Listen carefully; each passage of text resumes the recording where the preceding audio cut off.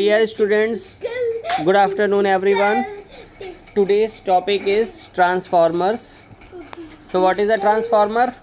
A device that changes voltage from one value to another. One value means either it is high to low or low to high. But in both case power is same.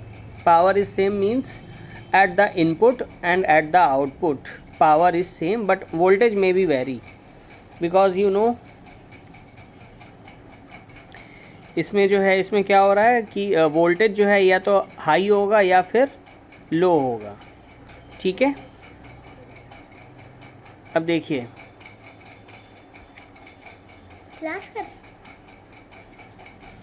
तो इसमें देखिए इसका principle क्या है. Principle transformer works on the principle of mutual induction. ठीक है, ये किस पे बेस्ड होता है? म्यूचुअल इंडक्शन पे बेस्ड होता है.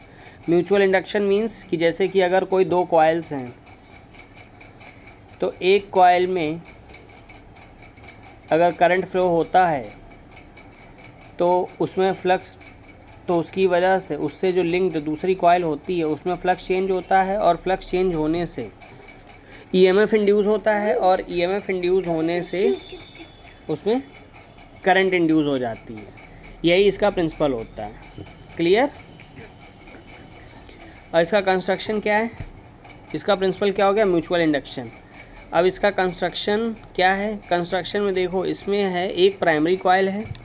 प्राइमरी कॉइल का मतलब क्या होता है? Several turns of wire on a soft iron core. ठीक है, मतलब देखो ये जैसे ये ट्रांसफार्मर आपके सामने है, तो इस ट्रांसफार्मर में आपको ये जो है इसकी प्राइमरी साइड दिख रही है, ये वाली. ठीक, जैसे एक साइड इसकी प्राइमरी हो गई, दूसरी साइड इसकी सेकेंडरी हो गई. इसको हमने प्राइमरी कहा, इसको हमने सेकेंडरी कहा. बीच में ये सॉफ्ट आयरन कोर है. ठीक है, इसमें क्या हो रहा है? इसमें वही टर्न्स, नंबर ऑफ़ टर्न्स ऐसे इसमें लिपटे हुए हैं और यहाँ पे हमने एक इनपुट वोल्टेज अप्लाई किया हुआ है. ठीक, और इसमें जो नंबर ऑफ़ टर्न्स हैं उसको हमने कहा NP means number of turns in primary coil. ठीक है, ऐसे ही ये आपकी सेकेंडरी है और जो इनपुट वाला होता है उसमें आपका इनपुट वोल्टेज होता है और आउटपुट वाले में आपको आउटपुट वोल्टेज मिलता है. ठीक है, और ये बीच में देखिए ट्रांसफार्मर की कोर है. ठीक, अब क्वेश्चन ये आता है कि इसमें क्या क्या है? इसके कंस्ट्रक्शन है प्राइमरी कॉइल, सेकेंडरी कॉइल और सॉफ्ट आयरन कोर. अब इसमें क्वेश्चन होता है कि we use soft iron core since its hysteresis curve is thin. ठीक है, इसका जो हिस्टैरिसीस कर्व होता है वो थिन होता है. तो थिन का मतलब क्या हो गया? देखो बगल में ये देखिए ये रेड ये आपका बना हुआ है थिन, मछली जैसा आपको दिख रहा होगा. Thin area less energy loss. ठीक है, जितना एरिया इसका थिन होगा उतनी एनर्जी लॉस कम होगा. ठीक है, so there are losses are very low in परमा. ठीक है, तो यहाँ पे हम लोग कौन सा यूज़ करते हैं? हिस्टैरिसीस सॉफ्ट आयरन यूज़ करते हैं फॉर मेकिंग कोर. और in permanent magnet there are huge amount of loss, so we can't use as permanent magnet as a core. ठीक है, and its area is huge, मतलब इसका जो curve आता है वो थोड़ा सा बड़ा आता है तो उसका एरिया जो है आपका ज़्यादा हो जाता है. ठीक है, तो हमारे समझ में यहाँ तक आपको बात समझ में आ गई होगी. अब इसमें आते हैं वर्किंग ऑफ ट्रांसफार्मर. तो two types of induction in transformer. Number 1 is self induction और number 2 is mutual induction. Self induction कहाँ पे होगा? प्राइमरी कॉइल में होगा. इसको हम ईपी से डिनोट कर रहे हैं. और इसके बाद आपकी जो म्यूचुअल इंडक्शन है वो कहाँ पे होगा? सेकेंडरी या इंड्यूस्ड ईएमएफ किस में होगा? सेकेंडरी कॉइल में होगा. इसको हम ईएस से डिनोट कर रहे हैं. तो ईपी इक्वल टू क्या हो गया? Minus NP d phi upon d t. तो एनपी का मतलब number of turns in primary और एनएस का मतलब number of turns in secondary. E equal to minus N phi N d phi upon d t. ये formula आपने पहले पढ़ा है. ठीक है, वही यहाँ पे यूज़ हुआ है. Clear?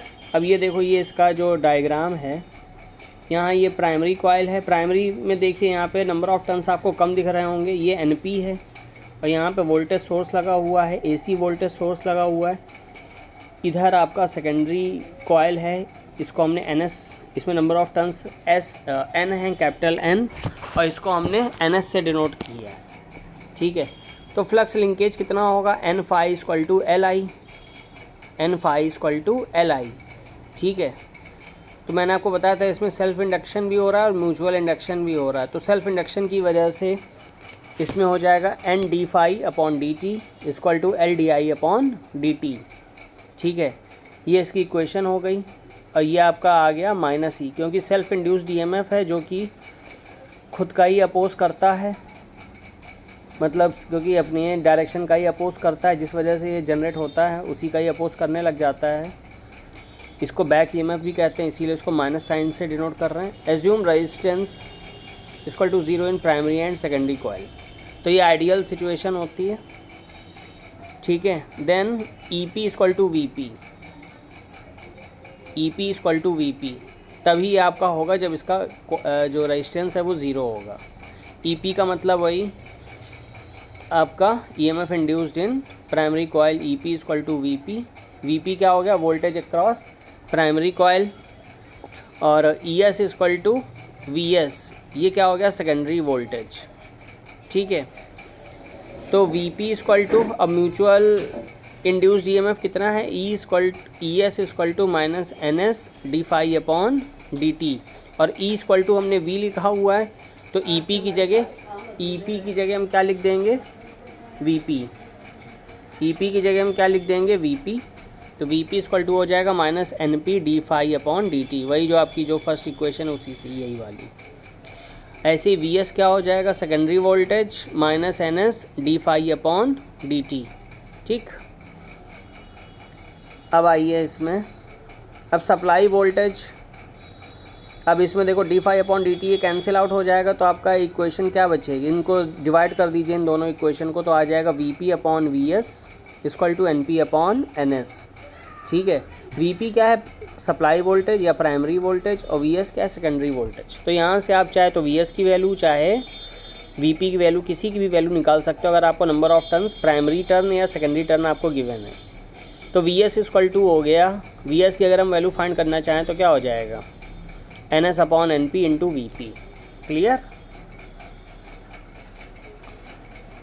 NS upon NP into VP। और आपको पता है P इक्वल टू क्या होता है, VI। ठीक है, और ये क्या है, NS अपॉन NP, जो आपका जो सेकेंडरी वोल्टेज है किस पर डिपेंड कर रहा है, number of turns at output end at input end. ठीक, तो एक जो इम्पॉर्टेंट बात है वो ये है कि power at input end equal to power at output end, दोनों एंड पे पावर क्या होगी, सेम होगी। ठीक है, so P input equal to P output. P input पे क्या, इनपुट की इक्वेशन क्या होगी, P इक्वल टू VI होता है तो IP इंटू VP, और P आउट की क्या होगी, IS into VS। So there is no energy loss, we are consider ideal transformer. ठीक है, हम यहाँ पे आइडियल ट्रांसफार्मर कंसीडर कर रहे हैं। तो ये तो आपको समझ में आ गया कि पावर जो है दोनों एंड पे जो है सेम हो गया। अब टाइप्स ऑफ ट्रांसफार्मर, तो दो टाइप के आपके ट्रांसफार्मर हैं, स्टेप अप और स्टेप डाउन। ठीक है, स्टेप अप का मतलब क्या है आप समझ जाइए, स्टेप अप का मतलब ऊपर। ठीक है, ये पहले 0 था, अब ये 1 हो गया, ये स्टेप अप हो गया। ठीक है, तो इसका ये मतलब है कि voltage at secondary coil is higher. ठीक है, बात समझ में आ गई, मतलब स्टेप अप मतलब जो इनपुट वोल्टेज है वो लो होगा, यानी कि VP लो होगा, और VS जो है वो हायर होगा। इसका मतलब उसने क्या किया, स्टेप अप कर दिया, वोल्टेज को क्या कर दिया, बढ़ा दिया। ठीक है, अब वोल्टेज सेकेंडरी पे वोल्टेज ज़्यादा होगा, सेकेंडरी पे वोल्टेज ज़्यादा कैसे होगा, NS upon NP into VP, यानी कि सेकेंडरी पे ज़्यादा करने के लिए NS को आपको बढ़ाना पड़ेगा, NP आपका कम होना चाहिए। बस समझ में आ गई, तो number of secondary turns increase और number of primary turn decrease. Clear, तभी आपका VS ग्रेटर दैन VP होगा, when NS greater than NP, जब आपके NS क्या हो, number of turns in secondary क्या हो, ग्रेटर दैन हो NP से।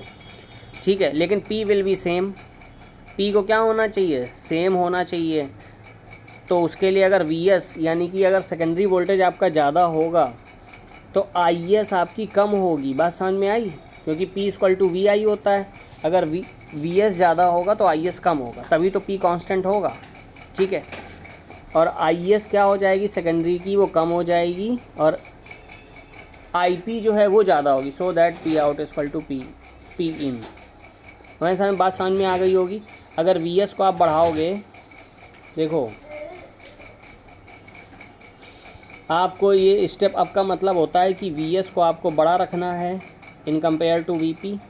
ठीक है, वी पी अगर आप ज़्यादा रखना, वी एस को ज़्यादा रखना चाहते हो, और पावर जो है पी एस, मतलब पावर दोनों एंड पे सेम होती है, P out equal to P in.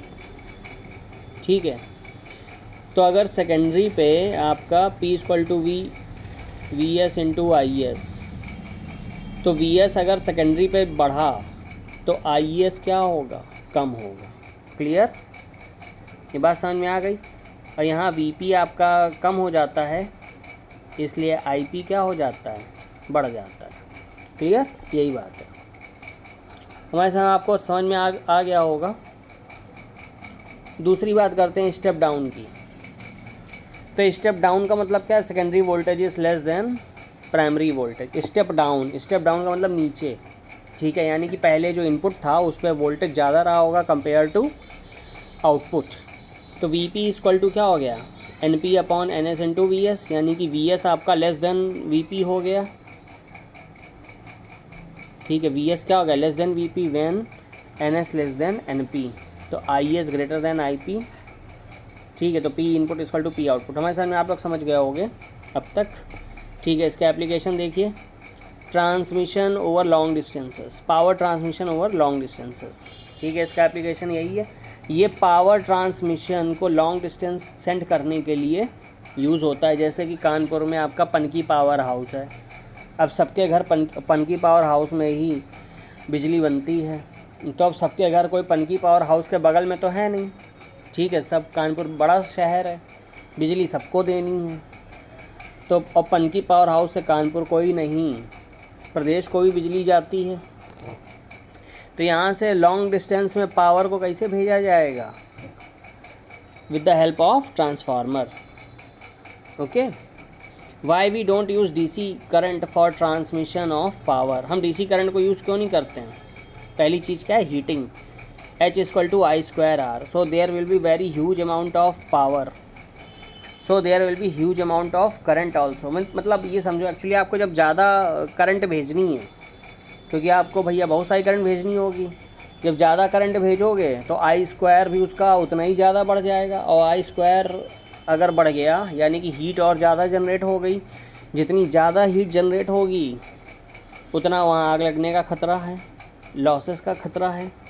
So there will be huge amount of current also, so it will produce more heat. So due to this, wire can be melt. Clear? How can we reduce this heat dissipation?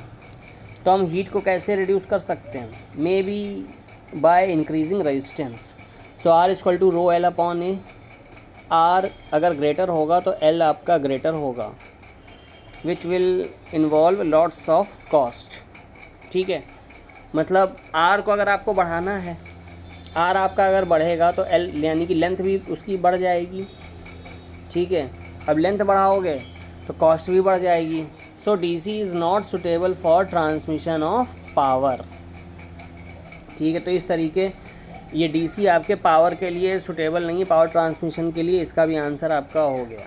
ठीक है, next power station से, जैसे वही Panki power house की हम बात कर रहे थे, पनकी पावर हाउस से कहाँ जाएगी, एरिया सब स्टेशन। आपने बहुत सारे सब स्टेशन देखे होंगे, हर एक जहाँ आप रहते हो उसके आसपास कोई ना कोई एक सब स्टेशन होता है। जैसे हमारा उधर विकास नगर सब स्टेशन लगता है। ठीक है, उसके बाद उस सब स्टेशन से कहाँ जाती है, आपके होम्स में जाती, घरों में जाती है। We prefer AC current for transmission of power.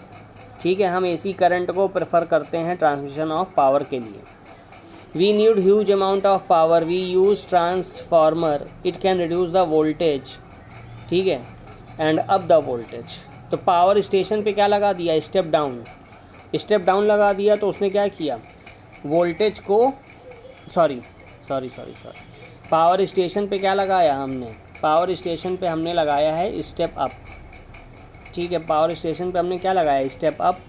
Step up ने क्या किया, वोल्टेज को इंक्रीज़ कर दिया, करंट को डिक्रीज़ कर दिया। वही चीज़ है, आपको पता होगी VS बढ़ रहा था तो IS कम हो रहा था, ठीक है। उसके बाद यानी कि I अगर कम होगा तो I²R भी कम हो जाएगा, यानी कि हीट जनरेशन कम होगी, लॉसेस कम होंगे, ठीक है। उसके बाद वो लोकल सब एरिया पे गया। लोकल सब एरिया पे जब गया तो उसके बाद, क्योंकि वहाँ से लोकल सब एरिया से आपके जो घर हैं वहाँ की डिस्टेंस बड़ी कम होती है, ठीक है। मेरा भी जो घर है वहाँ से लोकल सब एरिया स्टेशन से मुश्किल से 500 मीटर की दूरी पे, ठीक है।